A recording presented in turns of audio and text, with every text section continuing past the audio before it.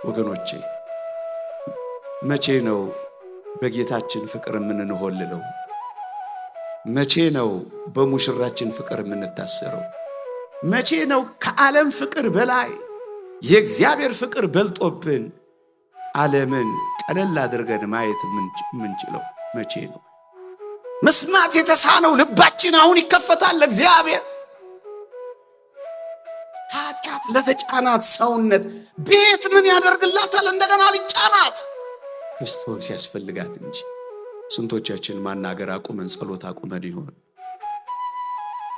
ስንቶቻችን ከዕለታት አንድ ቀን እንጂ በቁም ነገር የእግዚአብሔርን ቃል መስማት ትተን ይሆን? ስንቶቻችን በቅዳሴ ላይ ማናገር አቁመን ይሆን? ስንቶቻችን ሱባኤ መግባት ትተን ይሆን? እኛ እኮ በጣም ችኩሎች ነን። እግዚአብሔር ቶሎ ካልነገረን ባክባ ወደ ገደለው ግባ እኮ ነው የምንለው። ሁሉም ነገር ቶሎ ወደ ገደለው እንዲገባ ስለምንፈልግ ብዙዎቻችን ገደል እየገባን፣ ባንዴ ጸሎቴ ካልተሰማ፣ ባንዴ ኃጢአቴ ካልተወገደ፣ ባንዴ እንደው ክንፍ ካላወጣው፣ ባንዴ ማይበሉ ጸጥ ካላለ፣ ባንዴ ሁሉ ነገር ካልተስተካከለ፣ ባንዴ ስዕለቴ ካልተሰማ፣ ባንዴ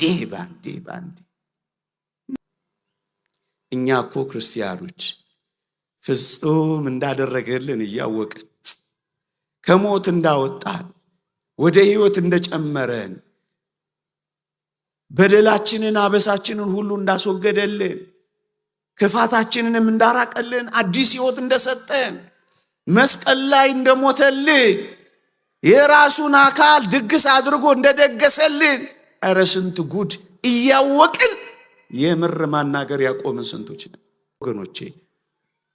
ቀስ በቀስ ነው ወደ እግዚአብሔር ፍቅር የምንመሰጠው። ቀስ በቀስ ነው የምንለወጠው። ከመቸኮል ትንሽ መረጋጋት ያስፈልገናል። ሰምተን እንድንጠቀም እግዚአብሔር ይርዳን። አሜን። ዛሬ በቤተ ክርስቲያናችን በጸሎተ ቅዳሴው የተነበበልን አንድ ታሪክ ጌታችን መድኃኒታችን ኢየሱስ ክርስቶስ ወደ ሰማርያ ሊያልፍ ግድ ሆነበት ተብሎ የተጻፈ ታሪክ ተነቦልናል። እኔ ጥቂት በዚህ የመጽሐፍ ቅዱስ ክፍል ላይ ጥቂት ደቂቃዎች አቆያችኋለሁ። ርዕሴ በቀትር የሚል ይሆናል። ጌታችን መድኃኒታችን ኢየሱስ ክርስቶስ በሰማርያ ሊያልፍ ግድ የሆነበት ከቀኑ 6 ሰዓት ወይም ቀትር ነበር ይላል። 6 ሰዓት ላይ ነው ክርስቶስ በሰማርያ ያቺን ሰማርያይቷን ሴት ያገኛት። ቀኑም 6 ሰዓት ላይ ነበር ይላል። ይህቺ 6 ሰዓት ጥልቅ ቁም ነገር የተሰራባት ሰዓት ናት። ታስታውሱ ከሆነ አብርሃም በ6 ሰዓት በቀትር እየወጣ በመምሪያ አድባር ዛፍ ስር እንግዶችን ያስስ ነበር። በቀትር አብርሃም በ6 ሰዓት ዛፏ ስር ይቀመጥ ነበር። አንድ ግብፃዊ ሊቅ እቺን 6 ሰዓትና እቺን ዛፍ እንዲህ ብሎ ገልጿታል። ያቺ 6 ሰዓት አብርሃም ዘውትር የሚቀመጥባት ክርስቶስ በቀራንዮ አደባባይ የተሰቀለባት ሰዓት ናት ይላል። ዛፊቱም የመምሪያ አድባር ዛፍ አብርሃም ዘውትር የሚያርፍባት፣ እሷም ክርስቶስ የተሰቀለባት መስቀል ነበረች ይላል። ጠቅለል አድርጎ ሲገልጸው አብርሃም በሩቅ እያየ የተሳለማት የክርስቶስን ቁስሎች ነበር ይላል። እቺ ቀትር እቺ 6 ሰዓት ብርቱ ጉዳይ ስላላት ደጋግ አባቶቻችን አሰሷት። አብርሃም ጉዳዩ ከክርስቶስ ቁስሎች ከቀራንዮ በቀትር በ6 ሰዓት ነበር። ክርስቶስ ዳግመኛም በሰማርያ ሊያልፍ ግድ ሆነበት የሚለው በዚህችው በቀትር በ6 ሰዓት ነው። እጅግ አድካሚ ሰዓት ነው። ፀሐይ አናት የምትቀቅልበት የምትቀጠቀጥበት ከባድ ሰዓት ነው። በዚህ ሰዓት ነው ውሃ ዳር ያቺን ሰማርያዊቷን ሴት ያገኛት። የተወደዳችሁ ክርስቲያኖች እቺ ውሃ ዳር ምን ትመስላችኋለች? የተሰጠኝ ደቂቃ እጅግ በጣም አጭር ስለሆነ ነገሩን ጠቅለል ላድርገው። እቺ ውሃ ዳር ሙሽራችን ክርስቶስ ሙሽራይቱን ቤተ ክርስቲያንን ያገኘባት የውሃ ዳር ጥምቀት ናት። ቤተ ክርስቲያን የተመሰረተችው ጠፍታ የነበረችው ቤተ አሕዛብ የተገኘችው ውሃ ዳር ነው። እሱ ውሃ ምንድነው? ከክርስቶስ ጎን የፈለቀልን ጥምቀት ነው። አንድ አካል እንሆን ዘንድ ተጠምቀናል እንደተባለው ክርስቶስ ራስ የሆነላት እሷም አካሉ የሆነች ቤተ ክርስቲያን እዛ ውሃ ዳር መስቀል ላይ የተገኘችው።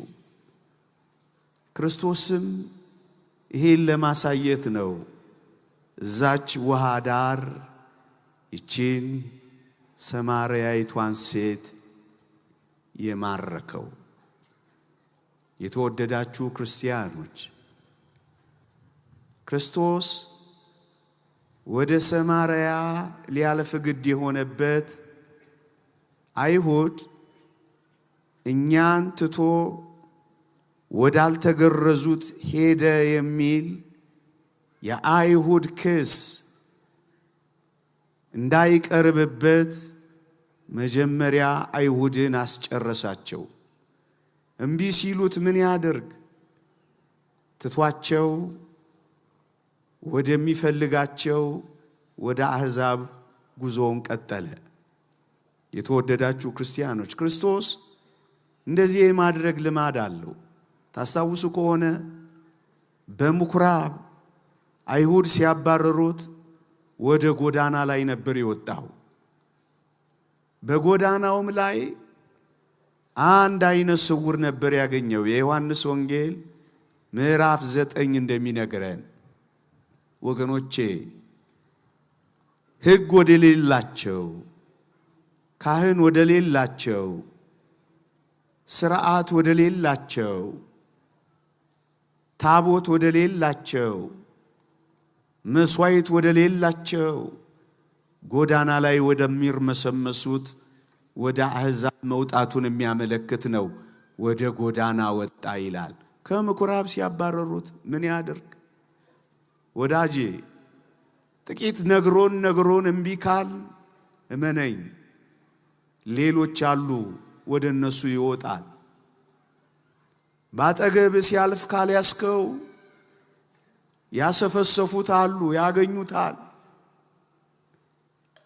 ቤተ መቅደስ ውስጥ ሲፈልገን ካጣን እመነኝ አይኑን የሚጥልባቸው አያጡም፣ ከዚህ ይወጣል።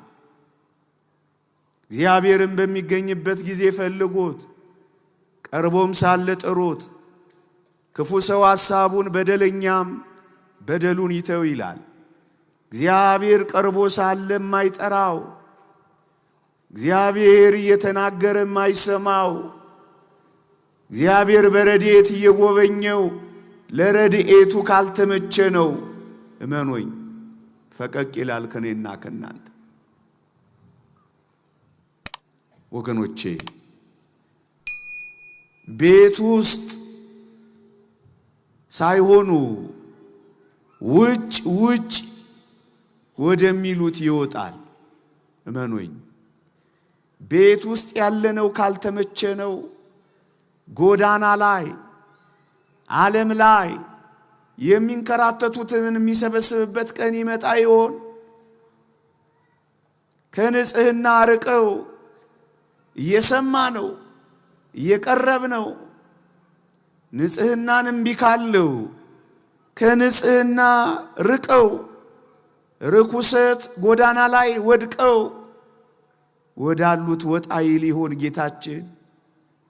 የተወደዳችሁ ክርስቲያኖች በትዳር ሕግ መጽናትንም ቢካል እቤት ያለ ነው እዚህ ያለ ነው የሰማን እንዳልሰማን የገባን እንዳልገባን ሆነን በትዳራችን አልጸና በሕግ ቃል ኪዳናችን አንወሰን ካል ርቀው ወዳሉት በውጭ ወዳሉት እነሱን ወደ ማምጣት ይመጣ ይሆን ክርስቶስ?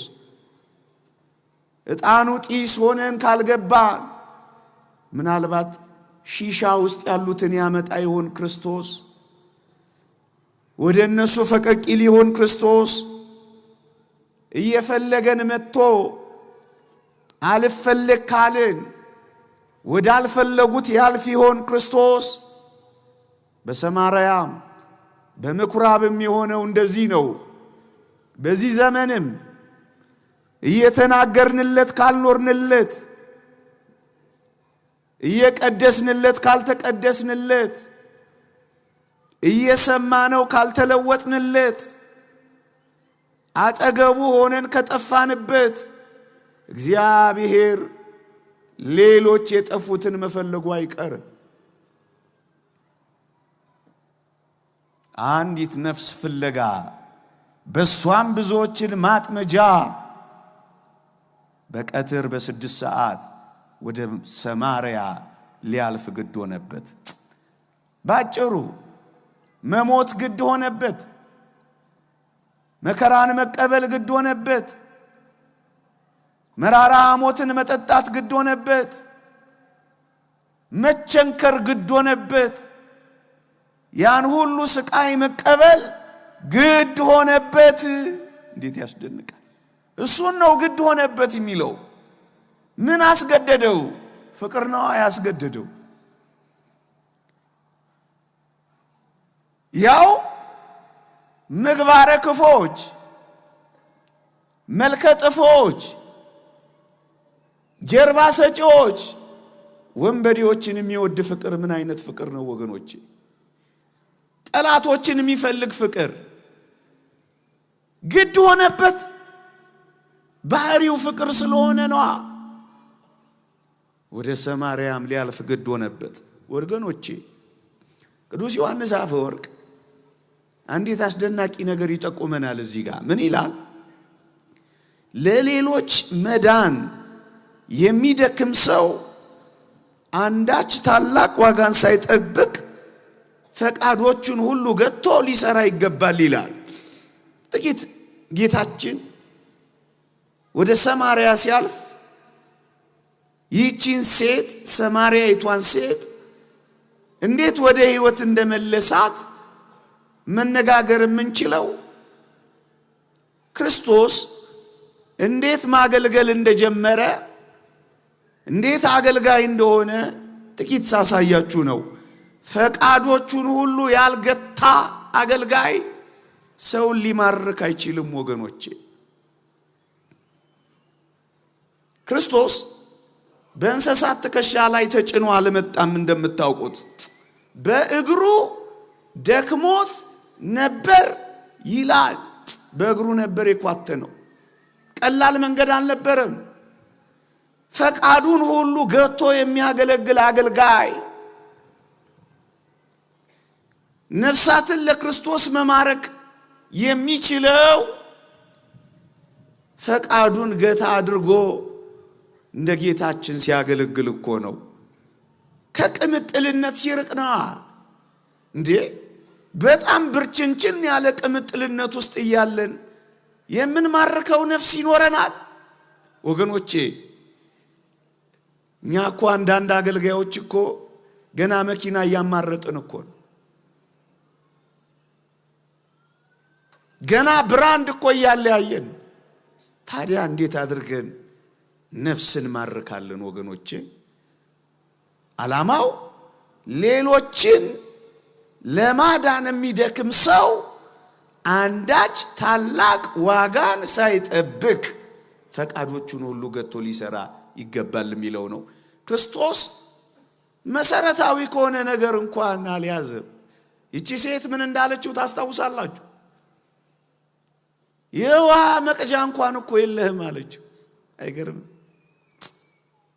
ምንም የሌለው ምናልባት እንደ ጌታችን ምንም የሌለን እስክንሆን ድረስ ባዶ ልንቀር አንችልም፣ ስጋውያን ነን። ግን ቢያንስ የምእመናንን ነፍስ ሊማርክ የሚችል ስብዕናን ግን መገንባት አለብን። ለዚህ ዓለም ግን ተንበርካኪዎች መሆን የለብንም። ክርስቶስን ተመልከቱት። የሚቀዳበት መቅጃ አይደለም። ደቀ መዛሙርቱ እንኳን የሄዱት ተርበው እንጀራ ሊገዙ ነበር የሄዱት ይላል። ምግብ ያን ያክል እኮ ብርቅ አይደለም። አሁን የሚያጋድል ስንቅ እኮ ያን ያህል ቁም ነገር እኮ አልነበረም። ምእመናንን የሚያስረሳን ማዕዳችንም ያን ያክል ሰፊ ቢፌ መሆንም አይጠበቅበትም። የሌሎችን ነፍስ ለማዳን የሚተጋ ሰው ፈቃዶቹን ጥቂት እንኳን ካልተገታ እንዴት አድርጎ ነፍሳትን መማረክ ይችል ይሆን? ይቅርታ አድርጉልኝ። ምናልባት በዚህ ዘመን እንደኔ ያለው ደካማ ሰው ብዙዎቻችሁን መማረክና ለእግዚአብሔር መቅረብ ያልቻልነው ፈቃዳችንን መግታት አቅቶን ይሆን? በዓለም ካለው ስግብግብነት እኛም ጋር ያለው ስግብግብነት በልጦ ይሆን? አላውቅም። ክርስቶስን ግን ተመልከቱት። ማደሪያም መብያም ማጌጫም መዋቢያም አልነበረውም። ልብሱም አንድ ቅያሬ የሌለችው። ምእመናን ምናልባት ክርስቶስ እዚህ ጋር የሚያስተምረን አስደናቂ ነገር የሰማርያይቷን ሴት ነፍስ ብቻ ነበር የፈለገው። ወገኖቼ ምእመናን እናንተ እንድትድኑ እንጂ የእናንተ የሆነውን ገንዘብ ልንፈልግ እንደማይገባን እንነግራችኋለን። በእርግጠኝነት ፈተናችሁ ላይ እንጂ ፍትፍታችሁ ላይ ልንሰራ እንደማይገባን እንነግራችኋለን። የተወደዳችሁ ክርስቲያኖች ቋጥራችሁልን የምትመጡትን አይደለም እኛ የምንፈልገው፣ ከቻልን ቋጠሯችሁን መፍታት ነው የምንፈልገው። ተሸክማችሁልን የሆነ ነገር እንድትመጡልን አይደለም የምንፈልገው። ያጎበጣችሁን ሸክማችሁን ማስወገድ ነው የምንፈልገው። አበላችሁን አይደለም የምንፈልገው፣ እንባችሁን ማበስ ነው የምንፈልገው። የምታስጨብጡንን ትንሽ ነገር አይደለም የምንፈልገው፣ ጨብጦ የያዛችሁን ነገር ማላቀቅ ነው የምንፈልገው። ክርስቶስ ያደረገው እንደዚህ ነው። ውሃ ጠጪን ሲላት የመሰላት ስለ ውሃ ጉዳይ ሆኖባት ነበር ወገኖቼ፣ አይደለም። በጣም ይደንቃል። ጌታችንን ተመልከቱት። ምግብን መተው አንድ ነገር ነው፣ ለውሃም አለመጨነቅ ሌላ ነገር ነው። ስለ መኖሪያ ቤትም ማሰብ ምናልባት ከባድ ይሆናል። ቢያንስ 12 ደቀ መዛሙርቶች አሉት ክርስቶስ። እቺን ሴት ፍለጋ ሲሄድ አጀብ እንኳን አልፈለገም ወገኖቼ። ተከታይ ማብዛትን እንኳን ስራው አላደረገም ወገኖቼ። መጽሐፉን ተመልከቱት። ብቻውን ትተውት ነበር ይላል ወገኖቼ።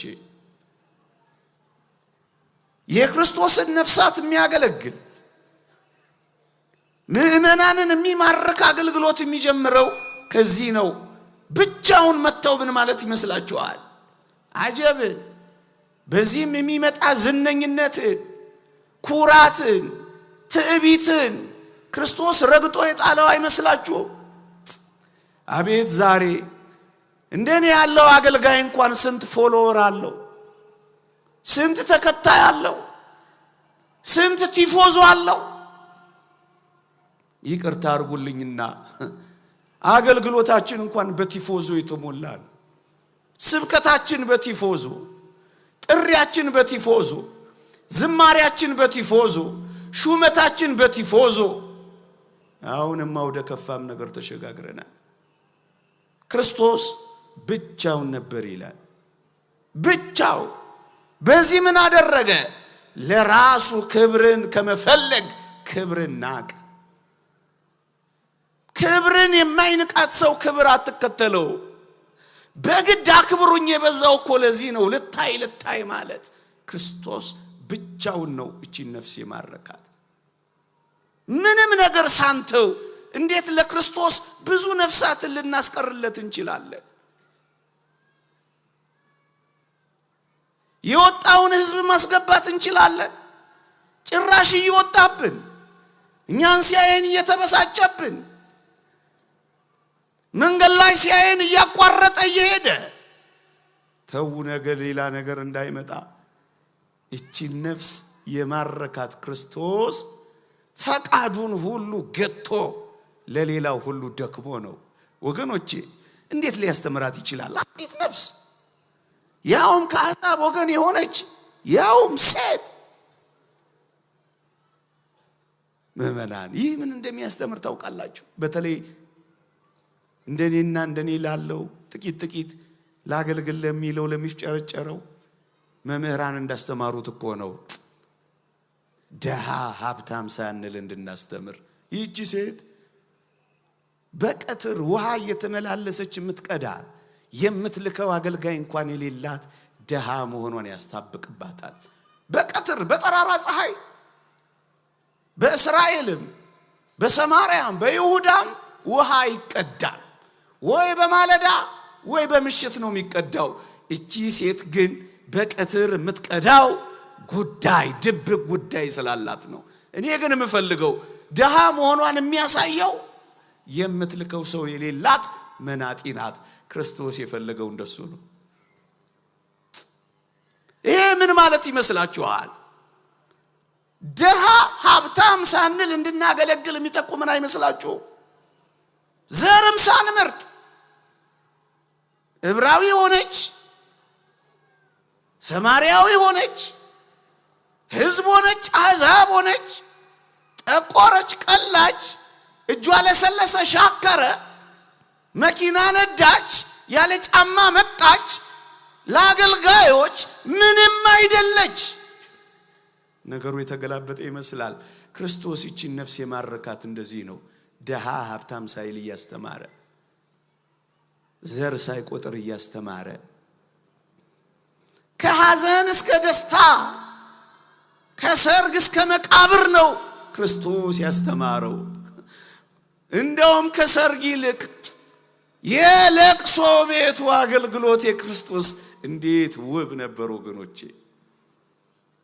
እናም እንደዚህ የሚያገለግል ነው ነፍሳትን የሚማርከው። ክርስቶስ ሲያገለግል አሳ አጥማጁ ጴጥሮስ ጋር ያቀረበው ያለቀበት ዶኪማስ ጋር 4 እጥፍ ልመልስ ያለው ዘኬዎስም ጋር አገልግሏል። እንደ ቅዱስ ጴጥሮስ ደሃ ደግሞ እንዳቀረበው ያለቀበት መካከለኛ ደግሞ 4 እጥፍ ልመልስ እንዳለው ኢንቨስተር እንደ ዘኬዎስም ሁሉም ጋር ክርስቶስ ያው ነው። እኛ በዚህ ዘመን ያለን አገልጋዮች እንደዚህ እንሆን? አሁን እንደውም ይሄ ዘመን የደሃ ደሃ ብሎ ሁሉ ያስቀምጠዋል። ጎብኘት የሚያደርጋል ይኖር ይሆን? ነፍስ ለምን በደንብ ማጥመድ አቃተን? ፈቃዳችን ሁሉ ገተን ማገልገል ስላቃተን ይሆን? ብቻ ምን አለፋችሁ ይቺ ሰማርያዊቷ ሴት በብዙ የባል ችግር ስትንገላታ ነበረች። አሁን ግን አስተሳሰቧን የቀየረ ውሃ ዳር ላይ የነፍሷን ሙሽራ አገኘች። እናንተ ምእመናን የነፍሳችን ሙሽራ ውሃ ዳር በጥምቀት አግኝተነዋል። በመስቀል ላይ አጭቶናል። በጥምቀት ደግሞ አካሉ አድርጎናል። ውሃ ዳር አግኝቶናል ሁላችንንም። አንድ ሊቅ የነፍሷን ሙሽራ ውሃ ዳር አገኘችው ይላል። በባል ዘንድ ታስራ መከራዋን ስትበላ የነበረችው ይህች ሴት አሁን በሙሽራዋ በክርስቶስ ፍቅር ታሰረች። ወገኖቼ መቼ ነው በጌታችን ፍቅር የምንሆልለው? መቼ ነው በሙሽራችን ፍቅር የምንታሰረው? መቼ ነው ከዓለም ፍቅር በላይ የእግዚአብሔር ፍቅር በልጦብን ዓለምን ቀለል አድርገን ማየት የምንችለው መቼ ነው? እቺ ያደረገችው እንደሱ ነው ወገኖቼ። ጥቂት ነገሮችን ላንሳና ሰዓቴ እንዳያልቅብኝ በጊዜ እንድጠቀም ጥቂት ነገሮችን አንስቼ ላብቃ። እርግጥ የተሰጠኝ ደቂቃ ቫት እንደሚኖረው አስቤ እንጂ ሰዓቱ አልቋል። መቅደሙን በመናገር ፈጅቼዋለሁ። የአውቶቡስ ተራው መምህር ትንሽ ቫት ከጨመሩልኝ ልቀጥል።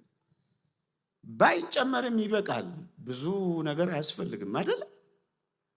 ዝማሬው መዝሙር ነው። ማይጠንቱ ስንት ነገራችንን እያረመልን እያከመን ነው አይደለም? በነገር ብዛት ነው፣ በመራቀቅ ነው። እዚህ በመምጣታችን እንኳን ፈውስ ነው። እውነት አዘን ይህቺ ሴት ክርስቶስ አንዳች ነገር ሊያደርግላት የሚችል እንዳልሆነ ብትገምትም ታግሳ ከማውራት ግን አልቦዘነችም። ስታየው የደከመ ያውም ውሃ የሚለምን በአንድ ልብስ የተጣበቀ ምንም ሊያደርግላት እንደማይችል የተረዳች ሰው ትመስላለች። ለማናገር ግን አልቦዘነችም።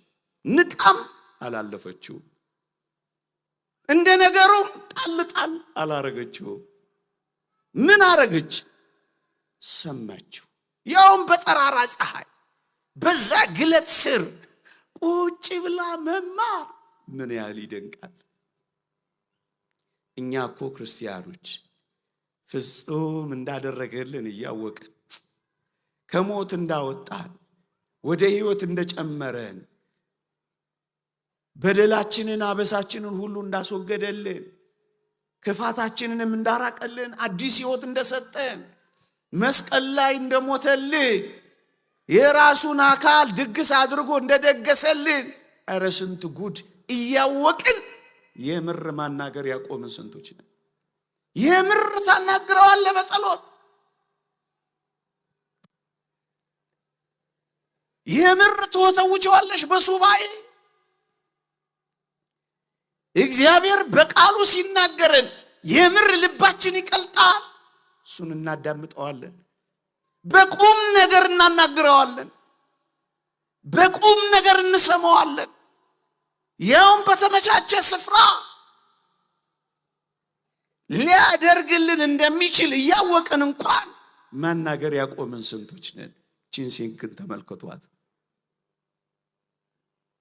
በዚያ ሁሉ መከራ በዛ ግለትና ፀሐይ ውስጥ ከማናገር አልቦዘነችም። ይህ አስደናቂ ነገር። ስንቶቻችን ማናገር አቁመን ጸሎት አቁመን ይሆን? ስንቶቻችን ከዕለታት አንድ ቀን እንጂ በቁም ነገር የእግዚአብሔርን ቃል መስማት ትተን ይሆን? ስንቶቻችን በቅዳሴ ላይ ማናገር አቁመን ይሆን? ስንቶቻችን ሱባኤ መግባት ትተን ይሆን? አሁን እንኳን እግዚአብሔር ሲናገር በቁም ነገር እናናገረው ይሆን? እንሰማው ይሆን? ልባችን ይሰማዋል? ጌታችን መድኃኒታችን ኢየሱስ ክርስቶስ ለዚህ ሴት ሁሉን በአንድ ያላስረዳት በሞት ይስሙኝ። ቅዱስ ኤፍሬም ሶርያዊ ምን ይላል? ጌታችን ከሳምራዊቷ ሴት ጋር በተነጋገረ ጊዜ በንግግራቸው መጀመሪያ ማንነቱን አልገለጠላትም። መጀመሪያ ያየችው ውሃ የጠማውን ሰው ነበር። ከዚያም አይሁዳዊ፣ ከዚያም መምህር ረቢ፣ ቀጥሎ ነቢይ፣ ከሁሉም መጨረሻ መሲሁን አየችው ይላል። ቀስ በቀስ ነው የገለጸላት። እኛ እኮ በጣም ችኩሎች ነን። እግዚአብሔር ቶሎ ካልነገረን ባክባ ወደ ገደለው ግባ እኮ ነው የምንለው። ሁሉም ነገር ቶሎ ወደ ገደለው እንዲገባ ስለምንፈልግ ብዙዎቻችን ገደል እየገባን። ቀስ በቀስ ነው እግዚአብሔር የሚሰራው። ቀስ በቀስ ነው የሚያሳውቀን። ባንዴ ጸሎቴ ካልተሰማ፣ ባንዴ ኃጢአቴ ካልተወገደ፣ ባንዴ እንደው ክንፍ ካላወጣው፣ ባንዴ ማይበሉ ጸጥ ካላለ፣ ባንዴ ሁሉ ነገር ካልተስተካከለ፣ ባንዴ ስለቴ ካልተሰማ፣ ባንዴ መች እንደዚህ አለ? እዩት እንዴት ቀስ በቀስ እንደገለጠላት። እንደውም ቅዱስ ኤፍሬም ይደነቃል። ውሃ የተጠማውን ሰው አለ በንግግር ልትረታ ሞከረች ይላል። መቅጃ የለ ምንጥስ ቅብጥርስ እያለች ልትረታው ሞከረች ይላል። ይሄ ብቻ አይደለም፣ ቀጠለችና ከአይሁዳዊው ጋር ዘር ቆጠራ ገባችና ለአይሁዳውያን ያላትን ጥላቻ አሳየች። የሷን ደግሞ ነገር ተመልከቱት። ክርክር፣ ከክርክር ቀጥሎ ጥላቻ። እንደገና ከመምህሩ ጋር ደግሞ ተከራከረች። አባቶቻችን ነግረውናል። ክርስቶስን ማስረዳት በዚህ ተራራ የማትሰግዱበት ጊዜ ይመጣል ብሎ እቅጩን ነገራት። ከመምህሩ ጋር ግን ተከራከረች። መጨረሻም ባልሽን ጠርተሽ ደይ ሲላት አንድ ድብቅ ምስጢር ሲነግራት ነብይ ብላ ደግሞ ወደ መጥራት መጣች። ከዛስ ምስጢሩንና ጉዷን ሲነግራት ከነብዩ እግር ስር ተንበረከከች ይላል። መጨረሻ መሲሁን ወደደችው ይላል። በሞቴ ልድገምላችሁ። ምን አደረገች? በንግግር ልትረታ ሞከረች፣ ጥላቻ አሳየች፣ ተከራከረች፣ ከነብዩ እግር ስር ተንበረከከች፣ መጨረሻም መሲሁን ወደደች ይላል። ቀስ በቀስ ወገኖቼ፣ ቀስ በቀስ ነው ወደ እግዚአብሔር ፍቅር የምንመሰጠው። ቀስ በቀስ ነው የምንለወጠው። ከመቸኮል ትንሽ መረጋጋት ያስፈልገናል። አባቶቻችን ብዙ ደጅ መጥናት እኮ ተከትሏቸዋል ወገኖቼ። ፀሐይ እስካሁን አለች እስከ ማለት ደርሰዋልና አባ መቃርዮስ የክርስቶስ ብርሃን ውስጥ እየኖሩ ፀሐይ ትውጣ አትውጣ እስከማያውቁ ድረስ ደርሰዋል። ሰው ሴት ይሁን ወንድ ይሁን መለየት እስኪያቀታቸው ድረስ ደርሰዋል። እንደዚህ አይነት አስደናቂ ፍጽምና ውስጥ ገብተዋል። የዓለት ብልት እስከ መመርመር፣ የወፍ ቋንቋ እስከ ማወቅ፣ የንፋስ ሹክሹክታ እስከ መለየት ደርሰዋል። ግን ቀስ በቀስ ነው ክርስቲያኖች፣ ቀስ በቀስ ከሚያናግረን መምህራችን ጋር፣ ከሚያስተምረን አስተማሪያችን ጋር፣ ከክርስቶስ ጋር፣ ከአፍቃሪያችን አምላክ ጋር ጥቂት ቆይታ ካደረግን መሲሁን መውደድና እሱን መከተላችን አይቀርም። አትቸኩሉ። ቶሎ ብላችሁ ጀርባችሁን ወደ መስጠት አትሂዱ። ቶሎ ብላችሁ አትወስኑ። ጥቂት ጊዜ ታግሳችሁ ስሙት። ቀስ በቀስ መሲሁን አገኘችው። ክርስቶስ ለብዙዎች መጽሐፍ ቅዱስ ውስጥ ተመልከቱ፣ ቀስ በቀስ ነው ራሱን የገለጠላቸው። ለነሱ ቀስ በቀስ ከገለጠ እኔ ባንዴ ልወቀው ይባላል። እኔ አሁኑኑ ልረዳው ይባላል።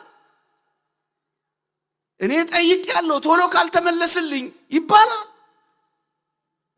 ቀስ በቀስ ቅድም የነገርኳችሁ የዮሐንስ ወንጌል ምዕራፍ 9 አይነ ስውሩንም ተመልከቱት። ቃል በቃል የተናገረውን መጀመሪያ ኢየሱስ የሚባል ሰው አለ። ከዛ ቀጠለና ነብይ ሳይሆን አይቀርም አለ፣ ነብይ አለ። ከዚያ ትንሽ ፈቀቅ አለና ከእግዚአብሔር የሆነ ሰው ሳይሆን አይቀርም አለ። መጨረሻ ላይስ የእግዚአብሔር ልጅ አለ። መጨረሻ ላይ ሰገደለት።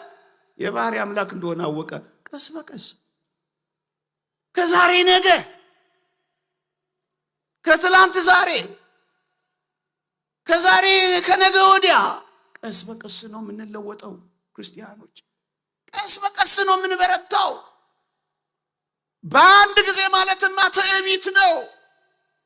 ብዙዎች መታገስ አቅቷቸው ነው ጌታችንን ሳያገኙት የሚሄዱት። ውሃ ፈልጋ የመጣች ነፍስ እንዴት ያስደንቃል! የዘላለም ውሃ አገኘች። ደግሞ አለው እንደ ልማዷ ውሃ ፈልጋን የመጣችው እሷ ግን እዛ ውሃ ዳርቻ ላይ ያገኘችው ግን ቃላት የማይገልጡት ሕይወት አግኝታ ነው የሄደችው። እኛም እንደዚህ ብንለው እኮ ጥሩ ነው።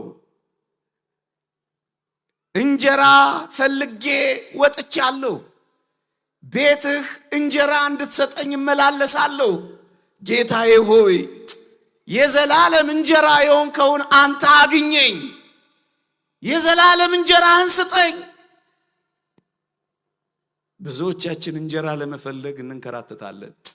እንደው እውነት እንነጋገር ከተባለ በዚህ በስደት ዓለም ያሉ የቤተ ክርስቲያን ልጆች እንጀራ ፈልገው ወጥተው በእርግጠኝነት ቆራቢያን ሆነው እየጨረሱ እንደሆነ አረጋግጥላቸዋለሁ። እንጀራ ፍለጋ ነው የወጡት። የዘላለም እንጀራን አገኙ።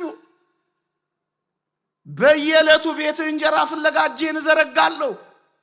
የዘላለም እንጀራን አንተን ምን ነው ባገኘው አንለው።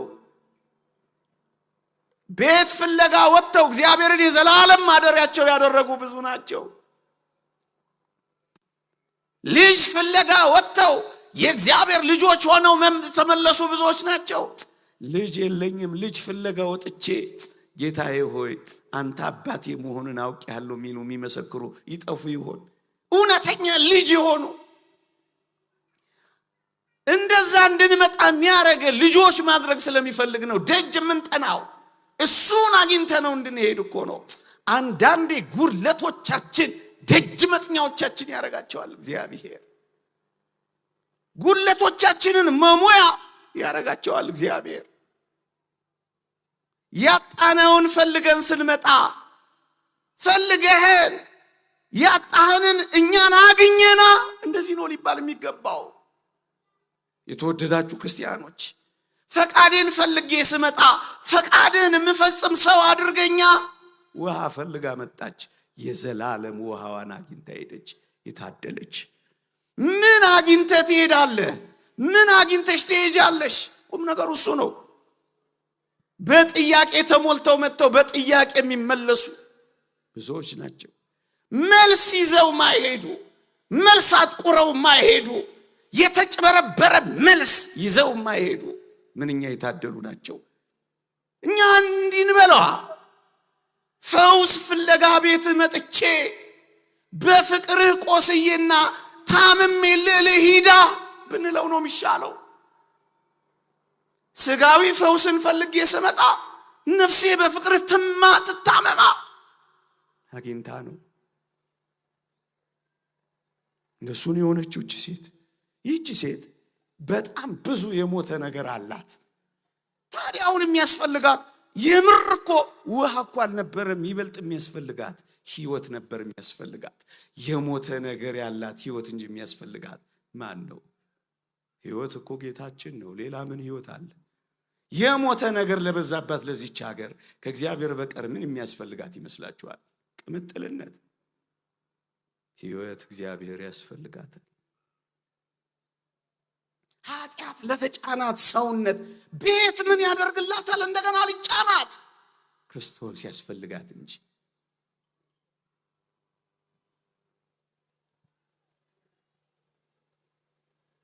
ህይወት ላት ብዙ ነገር የሞተባችሁ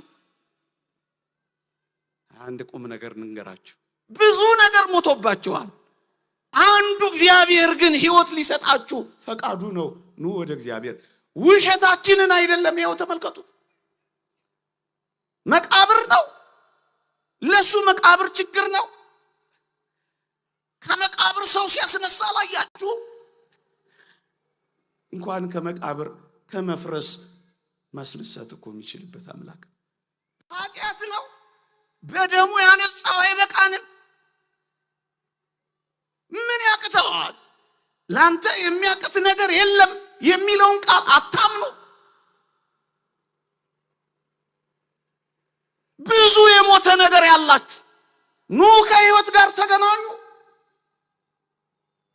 የደረቁ አጥንቶች እንዴት ሕይወት እንደዘሩ በዚያ በሕዝቅኤል መጽሐፍ አላነበባችሁም? እርግጠኛ ነኝ በጣም ብዙ የሞተ ነገር አለን። ፍቅር ሞቷቷል እቺ ሀገር። ከእግዚአብሔር በቀር ፍቅር ማን ሊሰጣት ይችላል? ግብር ብዙ ሰው ሊሰጣት ይችላል። ፍቅር ግን የሚሰጣት እግዚአብሔር እኮ ነው። ወደ እግዚአብሔር ልትመጣ እኮ ነው የሚገባው። ብዙ የሞተ ነገር ያለን ሕይወት እግዚአብሔር እኛን ይጠብቀናል። እንደሱ ነው ያደርጋት። በጣም በተደጋጋሚ ትከሻዋ ጎብጧል ውሃ በመሸከም። አንድ ስዕል አለ፣ አስደናቂ ስዕል። እንደው ከዚህ ትምህርት ጋር አብሮ ቢሄድ እንዴት እንስራዋን እንደጣለችው እንዴት አጉጧት እንደነበር የሚያሳይ ነው። በጣም በብዙ ነገር የጎበጥን ሆይ በጣም ብዙ ሸክም እንደተጫነን በዚህ ዘመን ይሰማኛል።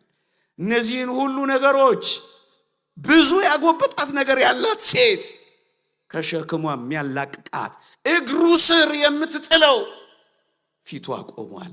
እፊታችን ቆሞ መጣብ እንኳን አቅቶናል። እንደገና ተሸክመ ነው መመለስ፣ ርፍ ማለት አቅቶናል። ነፍሳችን ባንተ ባልሆነ በቀር በሌላ በማንም አታርፍም እንዳለው አውግስጢኖስ ማረፍ አቅቶናል። ምእመናን ማረፍ አቅቶናል። አንተ ከኔ ጋር ነበርክ፣ እኔ ግን ካንተ ጋር አልነበርኩም እንዳለው እሱ ፊታችን ቆሟል፣ እኛ ግን ፊቱ ቆመን ርቀናል። አውግስጢኖስ ነው እንደዚህ ያለው። እነዚያ በአንተ ውስጥ ባይኖሩ ኖሮ ህልውና የማይኖራቸው ነገሮች ካንተ አርቀውኝ ይዘውኛል። ዓለም ካንተ አርቃ ይዛኛለች።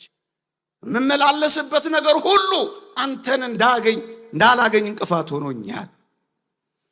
አንተ ጠራህ፣ ጮህ፣ መስማት የተሳነውን ጆሮዬን ከፈት ካለው በኋላ በዝሙት ዓለም ሲኖር የነበረው ይህ ሰው አትሮኖስ ጋር ሆኖ ተደብቆ እግዚአብሔር ሲያገኘው እንዲህ አለው፣ አንተ ጠራህ፣ ጮክ፣ መስማት የተሳነውን ጆሮዬን ከፈት ካለው።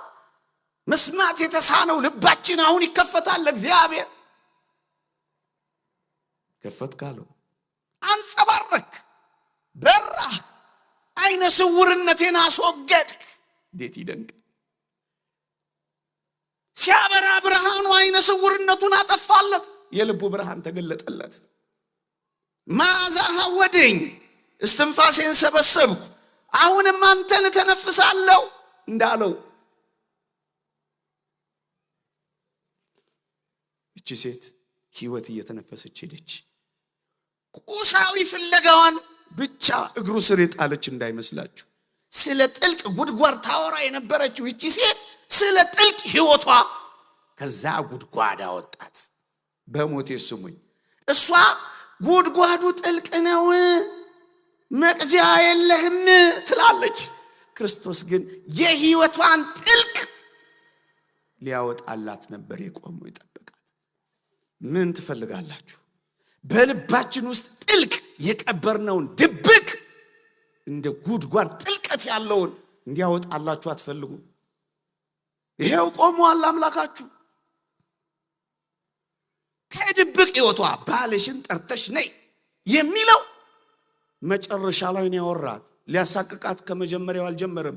እኛ እኮ ከማዋረድ ነው እኮ ቆይ ልስበረው መጀመሪያ ይሄንን ቃል ልንገረውና ከዛ ድራሽ አባቱን ላጥፈው ብለን እኮ ሰባሪዎች። ክርስቶስ ሊሰብራትም ሊያሳቅቃትም ባልሽን ጠርተሽ ነይ አላላትም። መጨረሻ ላይ ነው ድብቅ ሕይወቷን የነገራት። መጨረሻ ላይ ነው ድብቅ ሕይወቷን የነገራት። ከዛ መጨረሻ ላይ እንደዚህ ያለችው ነገር ልጠቅልለው 3 ደቂቃ ብቻ ወይ 4 ደቂቃ ተጠቅሜ ልጠቅልለው። ባልሽን ጠርተሽ ነይ አላት። ባል የለኝም። እውነት ተናገርሽ አላት። 5 ባሎች ነበሩሽ ብሎ ማንም ሊነግረው የማይችለውን ምስጢር ከጥልቅ ሚስጥሯ ውስጥ ከድብቅ ሕይወቷ ውስጥ አተለተለባት። ያን ጊዜ ደነገጠችና ምን እንዳለችው ታውቃላችሁ? አንተ ነብይ እንደሆንክ አያለው አለችው። ደነገጠች። አሁን ለተከተለው ቅድም እንዳልኳችሁ በነብዩ ስር ተንበረከከች። ቅዱስ ኤፍሬም እንዳለው ምእመናን አሁን ነብይ እዚህ ብታገኙ ምን የምታረጉት ይመስላችኋል? ነብይ ብታገኙ ቃሉን ቁጭ ብላችሁ ትሰማላችሁ ወይስ እንደው መጨረሻዬ ምን ይሆን እንደው ንገረኝ ቅጩን እንደው እየለፋውበት ያለው ትዳር ጮኛ እንደው ንገረኝ እንደው በማግባት ነው የተናቀቀው እንደው ምን ታረግ? ነብይ ብታገኙ ምን ታረጋላችሁ? እንደው ሀብታም ሆነ ይሆን በዚህ አያያዜ እንዴት ነው እስኪ ንገረኝ። አንዳንድ ምስኪን ሰዎች እኮ የሚንከራተቱት እኮ እንደዛ እኮ ፍለጋ እኮ ነው። የተወደዳችሁ ክርስቲያኖች እቺ ሴት ነብይ እንደሆንኩ አያለው ካለችው በኋላ ስለ ጓዳዋ አልወተወተችው። ምን ያስፈልጋል? እሱን ካገኘች ሁሉ ነገር ይፈታላት የለ? ምን ያንከራትታል? ምን ያስወተውታል? በጣም የምትደንቅ ሴት እኮ ናት። ብዙ ጥያቄ አለባት። ይሞታል። አንድ ሰው አጠገቡ አስቀምጣለች። 5 ባሎች ሞተውባታል። ሌላ ደግሞ ጎረቤት አስቀምጣለች ይላሉ ሊቃውንት።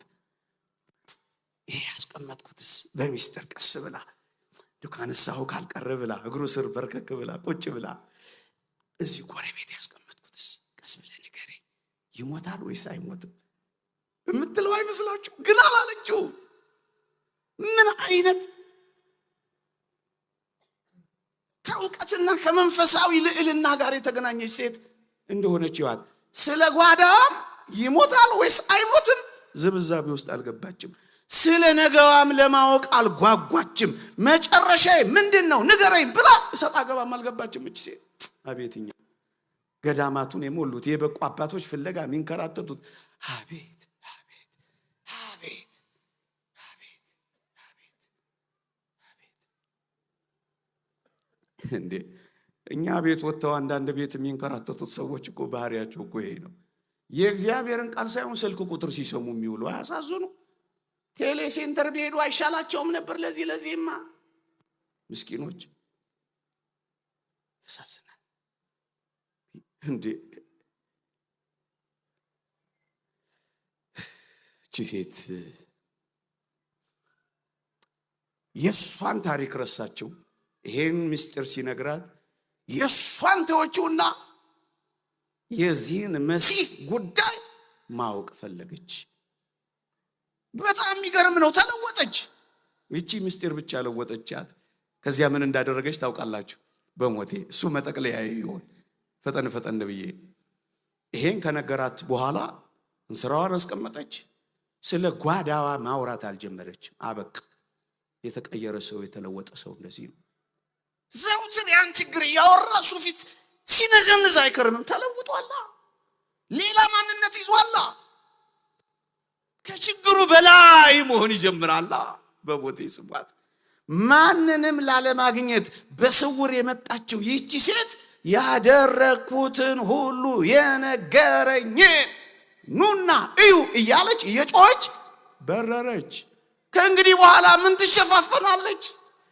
በሁሉ ዘንድ የተራቆተውን ጌታ ካገኘች ምን ያደባብቃታል? በስውር የምትኖረው ሴት ተለወጠች። ይህም ብቻ ያደረገች እንግዲህ ማንንም ላለማግኘት ተደብቃ በፀሐይ በቀትር የወጣችው ማንንም ላለማግኘት ስለምትፈልግ ነው ይላሉ ሊቃውንት። 6 ሰዓት አይወጣም ያልኳችሁ ለዚህ ነው። እንደዚህ ተደብቃ የኖረችን ሴት ገለጣት። ይሄ ብቻ መሰላችሁ? ከሰው ትሸሽ የነበረችው ሴት ወደ የሰው በር ያንኳኳች ኑ እስኪ በአይነ ህሊናችሁ ሳሏት አሉ የሉም እያለች በር ከፍታ አየት ያረገች የምትወጣ ሴት እያንኳኳች መጥራት ጀመረች። ለምን? ተለወጠች። ለውጥ እንደዚህ ያደርጋል። ሁሉም በየቤታቸው ከገቡ በኋላ ውሃ ለመቅዳት የምትወጣው ሴት ሁሉንም ከየቤታቸው አግተለተለች። ለውጥ ማለት ይሄ ነው። ተለወጠች። የምትልከው አገልጋይ የሌለት ደሃ ሴት ለክርስቶስ ሂጂልኝ ሳይላት መላክ ጀመረች። እንደዚህ ነው የሚሆነው። የሚለወጥ ሰው እግዚአብሔርን ያወቀ ሰው እንደዚህ ነው የሚሆነው። ችግሩ ላይ አይታሰርም። በቃ ከዛ በላይ ይሆናል። ጮክ ብላ የምታወራው ምስጢር የሌላት ያቺ ሴት አሁን ነውሯን አልሰወረችም። ያደረኩትን ሁሉ የነገረኝን ብላ መለፈፍ ጀመረች። ኑሮዋንና ገበናዋን ደብቃ ይኖረች ሴት አሁን ግን ኑሮዋን ለማጥመጃነት ተጠቀመችዋ። ኑዩት ያደረኩትን ሁሉ የነገረኝን ማጥመጃ አደረገችው። የወንጌል መንገድ መሳሪያ አደረገችው። አዋቂ መስላም ለመመጻደቅ ክርስቶስንም በማግኘቷና በማወቋ ቀና ቀና ማለትም አልፈለገ። ክርስቶስ ይሆንን አለች። አውቃለች እኮ አዋቂ መስላ ለመታየት አልፈለገችም። አሁን ጉዳዩዋ ከችግሩ አይደለም ከክርስቶስ ጋር ሆነ። የተወደዳችሁ ምእመናን ብዙ ችግር አለብን። ሊሆን የሚገባው ግን ጉዳያችን ከችግራችን ሳይሆን ከአምላካችን ጋር ቢሆን እንድናደርገው። ችግሯን እንዲፈታላት የፈለገች አትመስልም።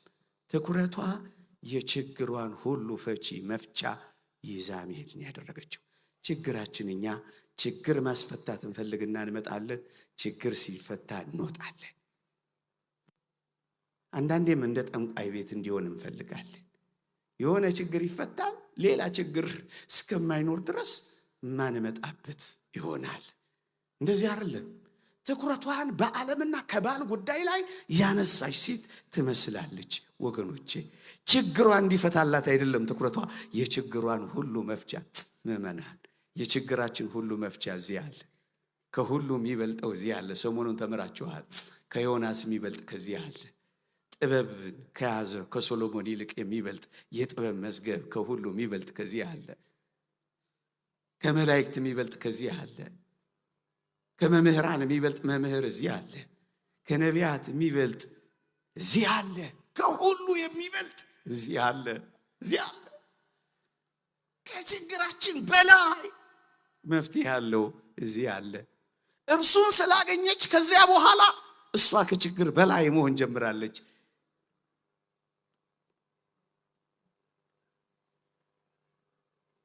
ሰራት ጌታችን። አዲስ ሴት ተሰርታ ሄደች። የተወደዳችሁ ክርስቲያኖች ችግር ከሷ የራቀ አይመስልም። የልቦናዋ አይን ግን በርቶ ሄዳለች። እቺን ሴት ቅዱሳት መጻሕፍት ዘኢንላይትንድ ዋን የበራላት ብለው ጠርተዋታል። በርቶላት ሄደች። ከነችግሯ ግን የበራላት ስለሆነች ከችግሯ በላይ ሆነች። ችግር የራቀ አይመስልም። እርሷ ግን ወደ ጌታችን ቀርባለች። ችግሯ አልጠፋም፣ የሷ አይን ግን በርቷል። የተወደዳችሁ ክርስቲያኖች ለመጠቅለያ እንዲሆነን እኛ ችግር ማስፈታት ላይ ብቻ ቆመናል። አንዱን ችግር በሌላ ችግር እንፈታለን። በሱስ ችግር እንፈታለን። የሆነ ቦታ በመሄድ እንደገና ታስረን የሆነ ችግር እናስፈታለን። እንደገና እንታሰራለን። ጠንቋዮች ጋር እንታሰራለን። መተተኞች ጋር እንታሰራለን። ገዳም መነኩሴ መሳዮች ጋር እንታሰራለን። የበቁ አባቶች መሳይ ጋር እንታሰራለን። መታሰር በሱስ እንታሰራለን። መታሰር የሆነ ችግር ለማስፈታት በሌላ ችግር መታሰር፣ ከችግር ጋር መኖር ችግር እንደሆነ አይቀር። የሚሻለው ነገር የሆነ ችግር አስፈትቶ ከመሄድ ይልቅ ችግር ፈቺውን ይዞ መሄድ አይቀልም። እሱን እናድርገው። ችግራችን ይፈታል። እኛ ግን አንዳንድ ጊዜ ራሳችን ችግር ሆነን እንቀራለን። እግዚአብሔር ችግራችን ያስቸግረው እንዳይመስላችሁ። እግዚአብሔርን ያስቸግርነው እኛ ብቻ ነን። ችግር አስቸግሮት አያውቅም እግዚአብሔር። ስዕለታችንን እናስገባለን ችግር አስፈትተን። እኛስ ስዕለታችን ይገባል፣ እኛ ግን እንወጣለን። ችግር እንሆናለን ለእግዚአብሔር። ችግራችን ይፈታል፣ እኛ ግን እንታሰራለን በፈታልን ነገር። ችግር እንሆናለን። ችግራችን ይርቃል፣ እኛም አብረን እንርቃለን። እቺን ሴት ግን ተመልክቷት። መጀመሪያ ቁሳዊ ውሃን የምትፈልግበትን እንስራ በአምላካችን በእግዚአብሔር ፊት ጣለች። ሁለተኛስ ችግሯን ሁሉ ጣለች። ሶስተኛና አስደናቂው ነገር ግን ራሷን ጣለች። ከትንሣኤ በኋላ ይህች ሴት ፎጢኒ ወይም ቅድስት ፎጢኒ ትባላለች። ከትንሣኤ በኋላ ከሁለት ወንዶች ልጆቿና ከአምስት ሴት ልጆቿ ጋር ወንጌልን ለማዳረስ ለማገልገል የሰማርያ ሰዎችን ብቻ አይደለም ያንኳኳቸው የጠራቸው እንደገና ወደ ቅርጣግ ወደ ካርቴጅ ሄዳ ለዓለም ሁሉ ወንጌል ሰባኪን የሆነችው እንደገና ወጣች በአገሯ ሰዎች መጫበቃች ሲገባ እንደዚህ ረፍት ያሳጣል ያቃጥላል እንደ ንስር ክንፍን ወስደን ብረር ይላል ከልዋሪቆን እስከ ደማስቆ የእግሩ ሸወና እስኪነቀል ድረስ እንደ ተንከራተተው ጳውሎስ ያንከራተታል አሳፍ ወንጌል በረረች በመጨረሻ በኔሮን ዘመን ከመላው ቤተሰቧ ጋር ሰማዕትነትን ተቀበለች እንዴት አትሉኝ ጉድጓድ ውስጥ ተጠላጠለች ጉድጓድ ውስጥ ላገኛት ሙሽራ ጉድጓድ ውስጥ ተሞሸረች ቆየ